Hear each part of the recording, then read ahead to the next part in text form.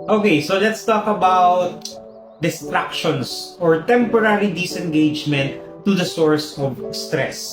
Okay, we have to recognize that whenever we are experiencing distress, our body tend to react in a fight or flight mode.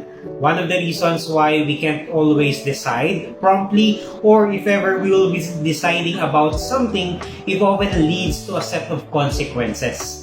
Before we move on to that conversation, again, this is Lordy, ang Tito mong Psychologist. And let's discover some of the things that we can do in order to help ourselves relieve stress. So, ano nga ba itong temporary disengagement or temporary distraction activities that we can do to help ourselves feel calmer so that we could also deal with the source of stress in a much better way? Again, let me remind you that the term temporary is very important because if we often engage in these kind of things and has failed to return or resolve the source of stress, it would often lead to the form of avoidance, which is another unhealthy defense mechanisms whenever we are talking about alleviating stress. So instead of coming up, for example, with a solution, some people would tend to avoid that source of stress instead of resolving it.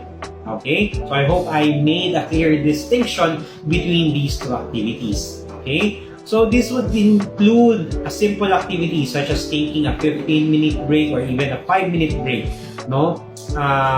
before going back to the source of stress again. It could also include taking a break, for example, from a specific conversation, giving yourself time to breathe and recompose yourself before you could go back to that conversation or before you could go back into that decision-making process. So your brain and your body would not react in a fight or flight mode, but is more capable of deducting evidences, inducting ideas to generate a better output based on your conclusions, decisions that you're about to make.